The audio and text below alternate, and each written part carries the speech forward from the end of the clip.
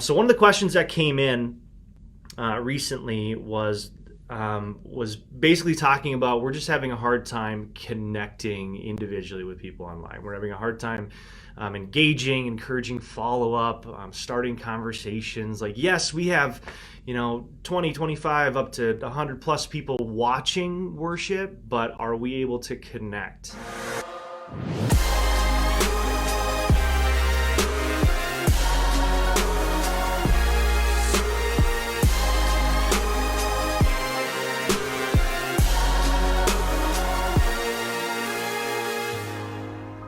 Hello, happy Friday. Welcome to Q&A with Red River Leadership. My name's Nolan. Hello, everybody. My name is John. And today, if you're brand new to Red River Leadership and what we do on Fridays, we do just a Q&A session. You could call it Coffee with John and Nolan. This is my coffee. But we just kind of talk about some current things that we're seeing happen, questions that we get when we do consultations with churches, things that we're running into in our own settings. Nolan and I are both worship directors at Calvary in Alexandria and Good Shepherd in Fargo and Moorhead.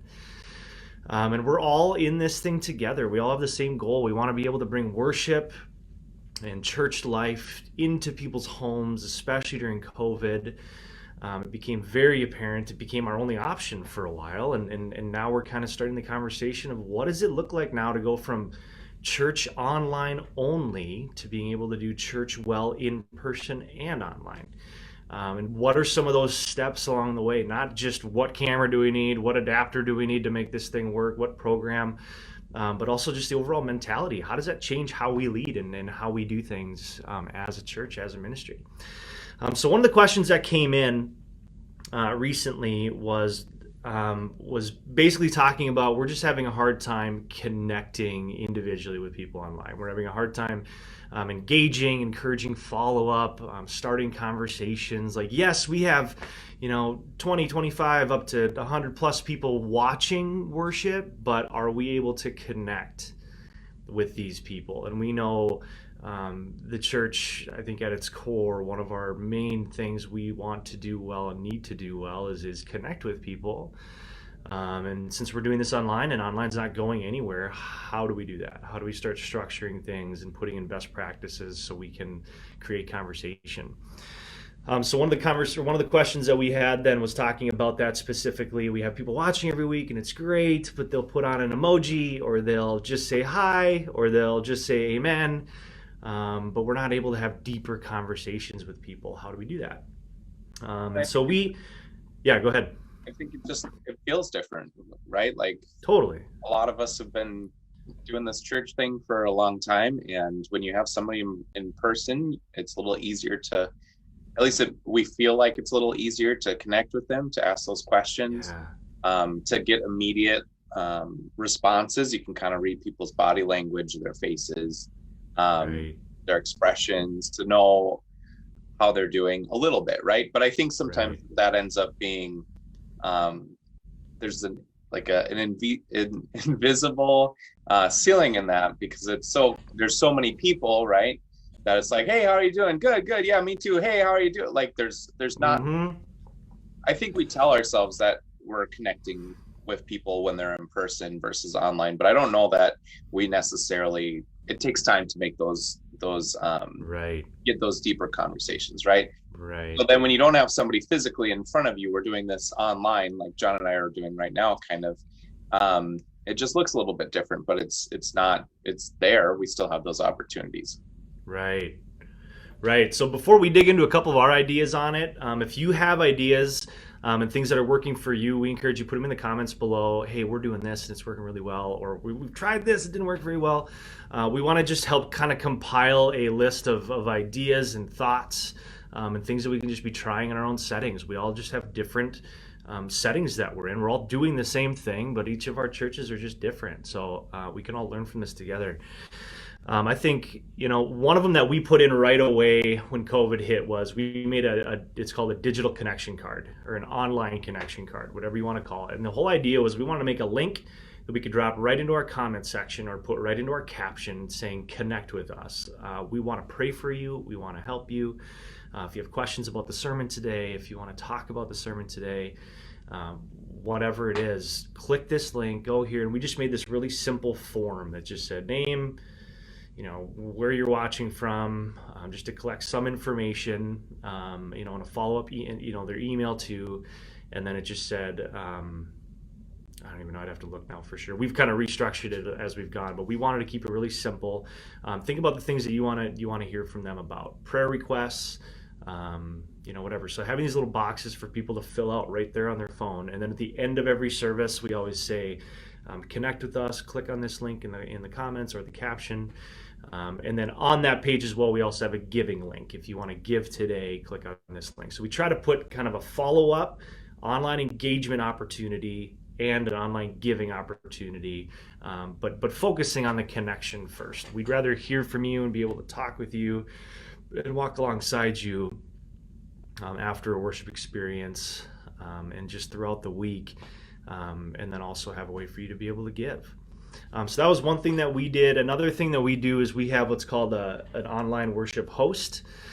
And so somebody on our team, initially it was me quite a bit, but then our children family director, she kind of took the reins on it and would start just commenting questions like, how do you feel about this? Or, sing along from home, or, just starting a conversation in the comment section. So if you feel like you're a church that's streaming, but you have zero comments at all, make sure you or somebody is on there starting that conversation, and do it as yourself. One thing that we are moving to that model now. We were doing it for a long time where it was our church page. We would have one of our admins commenting on there as the church page.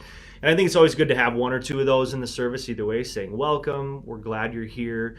But then when it actually comes to having the conversations and getting some engagement going in the comment section, I would make sure that it's you. So you'd see on there John Dahl saying, I love this part of the sermon, or putting a little quote from the sermon in there, or this was really meaningful for me. So just starting that conversation. And it's not going to happen overnight. One thing that when we first started doing it, we laughed about it afterwards, because for 2 months, it was just Luther Church of the Good Shepherd, Luther Church of the Good Shepherd, Luther Church, it was just all comments from our page. But it took time. Finally, people started kind of responding and putting things in. So that's just from a digital standpoint. From your sermons or from your worship leadership, the actual content, if you will, that you are putting out there for people to worship, make sure that you're using phrases like, hey, put this in the comments below if you're whatever. For every one of our prayer sections, we have on the screen, and we have our pastors say, we want to pray for you. Please right now take a moment and put a prayer request that you have in the comment section below, so we can pray for you. And then we put some time in there for people to do it. Nothing that's long and awkward, but we put in a good 15-second thing usually where people go, oh, that's okay, I'll actually do that now. Think about it at home. And if you're an online worshiper, you're at home. I had been worshiping online with Elevation Church, Hillsong Church, a bunch of different churches for a long time before COVID. So I'd kind of naturally started worshiping and engaging with other churches online. I just feel like that's what I want to do. I'm a worship leader every Sunday. But for me, I needed time for me where I could just worship and not be leading the worship. So I'd been worshiping online for a long time. And in that experience, it changes kind of your mentality of it. You're not in the room, you're at home. Okay, I'm going to put my phone down and go, wash the dishes during this part of the sermon. And it's of no disrespect to the sermon and the preacher. It's just, you're at home, you're an online worshiper. What does that look like?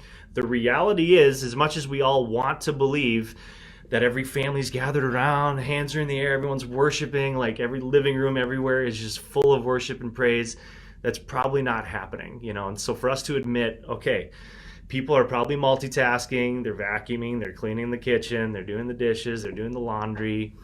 How do we lead well within that, and knowing that that's what's happening on the other side of the screen? So knowing okay, hey, hey, type in your prayers here. People might not do it right away. That's okay. Like you're building a culture. Again, it's not going to happen overnight. But the people that are, or next to their phone at that time, or next to their computer, they'll start knowing, oh, this is when we can digitally engage. You're creating that space. You're creating that culture.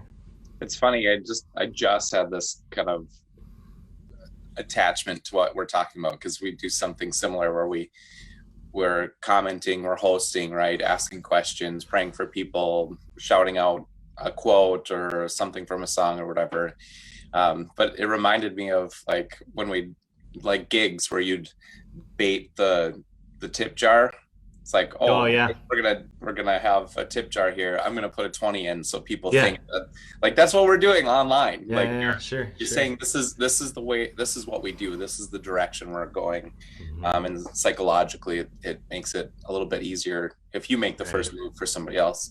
I was right. thinking along with that, something that we've been concentrating on a lot is with the messages that we're doing, that part of that sermon ends with, here's a question for you to think about and to have conversation. Because some of, like John said, some people are multitasking. I certainly am one who does those things. Like, just, I want to have content all the time, so it's nice to have the ability to listen to a sermon or a song that's going to connect me with God. But there are some families who will sit down as a family, maybe just like husband, wife, kids, but there might be something where parents are there or neighbors are there, where they're having a small group watching the sermon. Yeah, And so what's neat about the online world is that during the message, like, this is the question, this is what I want you guys to leave with, to be thinking about, to have conversation over. With online, you can pause the message and have that conversation right there, instead of, yeah. oh, I should write that down and try and remember it for the car ride home or whatever. Mm-hmm. So I think that's actually kind of one of the genius things about the online world, is that you can Right. pause, have that conversation, and then restart or continue the sermon where it's at, having processed that either by yourself or Yeah. with your family. Interesting. Um, Yeah. and similar to your connection card, your digital connection card, we have a link that, on top of the question that was in the sermon, here are 4 more plus the reading, so that you can process that even further with your small group, with your family, with your mom when you're talking to her on your commute, Yeah. and so that's just a neat way um, to take church outside of that 1 hour or 1/2 hour Right. that you get on Sundays or whenever you're watching it. Right. And naming that as a pastor, if you're doing the welcome, especially as we're moving into hybrid now, thinking about that, and these are conversations we had when we were first streaming before COVID, was remembering now that the people following along and with you in that experience are not just the people sitting in that room. So how do you welcome people into that experience? One thing that we've done is welcome to worship today. If you're here with us in person, welcome to you. If you're watching online, welcome to you, especially if you're watching for the first time. And just naming that, kind of setting the table. And what that does is a variety of things. It makes the online worshiper feel welcome. Oh, this is intentional for me. Like, I feel welcomed into this experience now. But also the people that are worshiping in person, that they are going, oh yeah, there's potentially a bunch of other people worshiping with us from anywhere in the world right now. And it just kind of changes the environment. And again, it's not overnight. You start using that language week after week after week, and it begins to change the culture and the overall expectation of what kind of a worship experience you are bringing and you are leading as a church. Yeah, I think this has been a trend that's been going on for a lot longer than COVID, but we just didn't necessarily think about it that much. But there'd be this season where all the hockey parents would be gone, and then there's this season during the summer when everybody goes to the lakes on the weekends, and then there's this season where all the snowbirds are leaving and they're gone. And so there's people who 1 week you might be sitting next to, the next week are watching from states away in a hockey stadium or whatever. Mm-hmm. Mm-hmm. So there's that reality. Like, if this is for the people who were sitting next to you, your neighbors, so that they can still still be part of this movement, still hear the message, the promise of Christ, especially as we lead into Easter. But then there's also the opportunity to connect with people who will never, ever, ever step foot in your building. So it's like, it's just kind of neat to, like, you just never have any idea who it's impacting. Right. Yeah, there's definitely a level of intentionality. I'm trying to think of some other, being intentional in the comments, building a specific page on your website, being intentional in how you're leading and how you're welcoming people into the experience. And here's another one that's big. So Brady Shearer, if you don't follow him already, he's with Pro Church Tools. And they have a lot of really good coaching and training that they do, very specific to social media. They do social media very well. So one thing that he talks about is, when somebody does comment on, in your post, if they say, I need prayer for this in my life, or praying for this over here, make sure you respond to that comment and say, yes, praying for you, whatever it is. Hey, I have a question. Here's my question. Make sure you're responding quickly. But then further than that, kind of the next step of digital follow-up is going to be sending them an email or sending them a direct message from your page. There's a little button right in your comment section where you can hit direct message, and you can message that person and just say, hey, thinking about you this week. We're praying for you. We're going to lift your prayer up today. Please reach out to us with any questions, but send them a private message whenever you get a chance. And that's the same thing on Instagram. When you have people commenting on your posts, send them a direct message from your church and say, we're praying for you. We're thinking about you. I remember 4 years ago, I commented on one of Elevation Worship's or Elevation Church's posts, and they wrote me back not even 5 minutes later and just said, hey, we want to lift this up for you. How are you? How are you doing? I don't even remember what I said. It wasn't anything, too personal or intense, but I just remember going whoa, they care about me. I have no idea who these people are. I worship with them online. I follow their posts. I engage with them. But just knowing that church, or ultimately whoever's running their account, but whoever that is, their church as a whole loves me and cares about me and wants to pray for me and walk alongside me from thousands of miles away. It was just really cool. And this was 4 years ago. So for that, to take that extra step and do that. And obviously, as we're kind of thinking about these different things, what always comes to mind is I'm already how am I going to make time to do this? How am I going to make time to do that? Delegate these things out. If you have a youth director who is on Instagram already, who is on Twitter already, they're already active personally, say, hey, can you be the person that does this? I'm going to write up 3 copy and paste responses, or 3 copy and paste direct messages. You can follow up with people on Sundays. Can this be your gig? On Sundays, when these messages come in, can you make sure that you shoot them a message? And if that's 1 this week, maybe it's 3 a month from now, maybe it's 5 a month from now. That's the goal. And then as it builds and grows and you find that there's just more people responding and engaging, then you delegate a little further. Okay, we're going to have 2 or 3 people that do the follow-ups on Sundays. And so anyways, delegating that, getting somebody who can have those conversations, who you trust, to have a voice of the church. And that's a whole other conversation of having, some of those admins on your page that can help being commenting, responding, that have the voice of your church. That's an important role. And just think about if this were to happen again in the in-church experience, where somebody's like, hey, can you pray for me for this? Can you imagine face-to-face situation like that, and you say okay, and then you walk away and never talk to them again? Yeah, that just would never fly. You see them in the grocery store. You like it. You basically give them a high five and walk away. Yeah, right. That's so good. We have these kind of most scenarios, we have this is how you do it.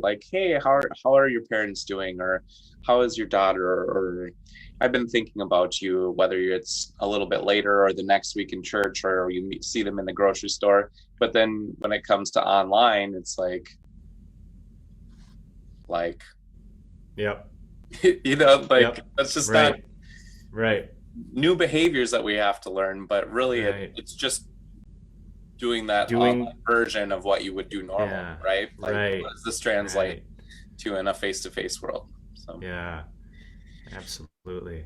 and we've been talking about Well, this and a go ahead. little bit, that so much of the content that the churches are putting out is sign up for this event, Yeah, worship with us today, give to this, sign up for our email or text lists, versus having actual questions. So we talk about how question marks are better than periods. yeah, So instead of always saying this is what you should do, if you're just asking questions and trying to get to know people, that'll translate so much better on an ever, right? But especially online, right, where if you can actually start to have conversations which lead into relationships, which leads into care, right? right, It leads into partnership, into ministry together. right. Yeah, so instead of, if you're creating slides, if you're a pastor that makes slides in your sermon, instead of just putting that quote on there, instead of just putting that statement on there, rephrasing it to a question that people can respond to, I think it's awesome. Yeah, you're totally right. Question marks are better than periods. How do you leave it so open ended that it just feels so natural to just respond and just to say something? And if nothing else, their head is going and they're thinking about it. Yeah, that's awesome. That's really good. And in general too, with just social media posts, and this is all stuff you'll get from Brady Shear if you go check out his stuff. Is he'll talk about that a lot.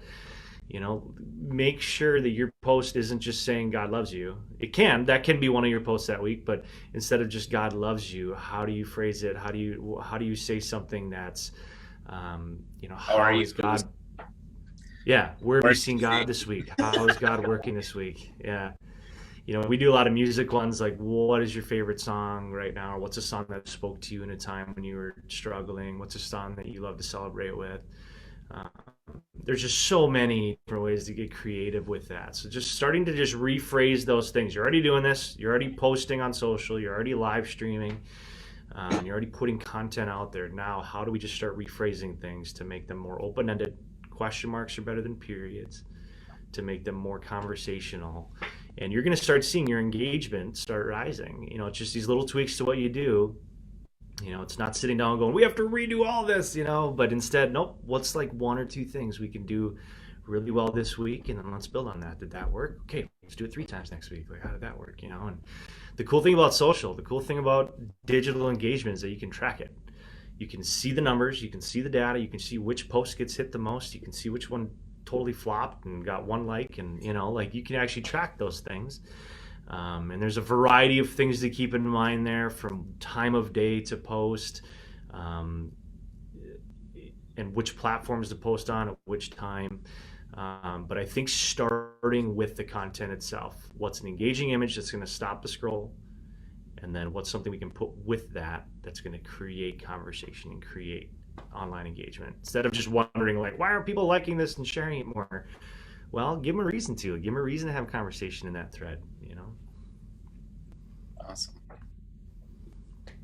Yeah, maybe we'll just do a whole social media. I guess, that'd be cool too. But if you have any questions about this and thoughts, things that have worked for you, please put them in this comment section. If you're watching on Facebook, if you're watching on YouTube, put them in the comments section as well. And if you're watching on YouTube, make sure you like and subscribe to the video. If you're watching on Facebook, make sure you like the page and get notified when we go live each time. And if you're in a place that you're ready to dig in on some of this and you want some very specific advice and maybe some consulting, let us know. Send us a message, email us. We're always here to help. We all have the same goal: spread the message of Jesus, and especially right now, how do we do that online? And that's not going anywhere. We have to take that very seriously as a church, and it's a fun challenge. I get so fired up by it. It's like, man, we could try this, we could try that, and yeah. Yeah, it's been fun to see just over the last year how much has changed, and how much I feel like it's kind of been a divide and really showed everybody's true colors. I feel like our nature has kind of come out, and but it's been just neat to kind of catch up with the rest of the world. I feel like that's something that has been necessary, and one of the goods that came out of this last year is the whole world is going digital and online and mobile, and now it's time for the church to catch up a little bit. Yeah. Yeah. As if we were ever caught up to begin with. But right. yeah, Never. But I feel like we've just it's been exponential over the last year. Yeah. I know. Right. Well, Nolan and I were on a Zoom the other day, and this guy was telling a story about Starbucks and how right now it's already to eat. It's already easy to order your Starbucks. When you're driving to the store or before you leave your house, you probably put your online order in. Like, that's becoming so normal. And I'm not a big Starbucks guy, so I just, the example didn't totally hit home for me. But they are now moving to where they track your location, which happens. It is what it is if you have your settings on that way. But as soon as you're leaving your house, your Starbucks application sees that you're leaving your house at 7:30 a.m. It knows that you're normally going to go and pick up your Starbucks. Their app is now designed to pop up and say, hey, we see that you're leaving your house and you're heading to work or whatever, however they word it. Would you like your regular order from Starbucks? We will order it for you. And you literally click a button and it orders it, gets it all prepped. All you do is go through the drive-through and you pick it up and it's done. Like that. The online engagement, think about Amazon. I mean, think about just online shopping in general. It's completely changed the way we even think about shopping, the way we think about consuming. And we have to be moving. We have to be moving with that. So, well, all right. Thank you for joining us today. I have information I can put up. I never have this ready. Yeah, at the very least, we're grateful that we could connect a little bit today, and we just love if you have any questions for us to tackle during these things, or like John said, in consultation. But really, we just want to have the conversations. We want to get the conversation started. We don't necessarily answer every question all the time. We often have to search it together, but as our community grows and reaches out, we're going to continue having these conversations and learning and growing together. There we are. I swear you always find where your picture looks best, and then you just pick whatever clown face you have on. No, those were the same moment. Like I had to. I can only screenshot so much. We've never had like a hey, both smile at the same time. Right. This is just from a live video that I just screenshot, and then here we are. Cool. Thank you all, and don't hesitate to reach out. We're all in this together, and we're happy to help in any way that we can. Awesome. Well, great to connect with you, John, and everybody else. Yes. God bless. God bless. Bye-bye. Bye.